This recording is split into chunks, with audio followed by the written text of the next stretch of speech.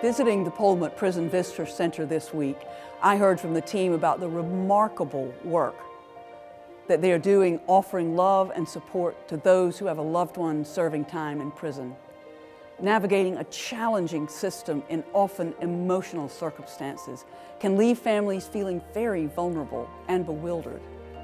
Our teams here try to walk alongside families and friends to bring a little bit of light to situations that appear at first glance to be shrouded in darkness.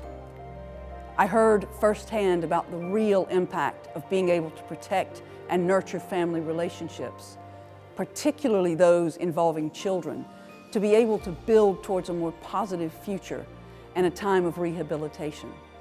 So I'm manager of the Visitor Centre.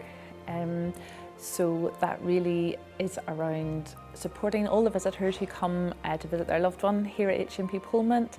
At the moment that's young men up to age 21 and also women who are here any age.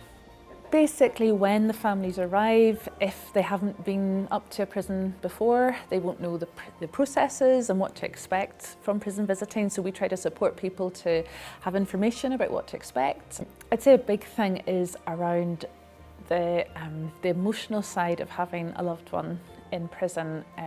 That comes with a range of different things around the stigma that a family might experience because of that. It might be the worry about how their loved one is in prison. I find families and visitors can have so much to juggle, never mind their own issues of supporting their loved one who's in here. So it can be quite an overwhelming and a daunting experience and a lot to get their head around.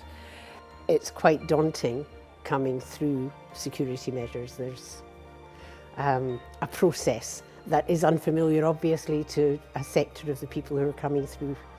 And by the time they get to this side, a chance just to have a chat, to relax, to have a cup of tea, and to support as when, if that's necessary. But often it's just finding out how people are and how they're feeling. At my visit to the Elms Care Home, it was a joy to meet with families of the residents. Being able to offer an environment that's safe and loving and as homely as it can possibly be, and able to welcome and nurture family support as and when appropriate. I think care's got a lot of aspects to it. A lot of people think care is literally just, washing and dressing somebody and taking them to the toilet, but that's such a small part of the job that you actually do. A lot of the care is just making their day a bit brighter, looking after them, doing what you can, helping them to go out to activities, to clubs, things like that. That's all part of care. I think it's such a wide role and it varies from day to day depending on what the residents are like. That can change so much and your role has to adapt along with that. So I think it's looking after the whole person. At Simpson House, the team spoke endearingly about how their work often broadens out from the person who is initially seeking help and support. Being able to see beyond the initial situation and identify further emotional support for the wider family can have such a positive impact.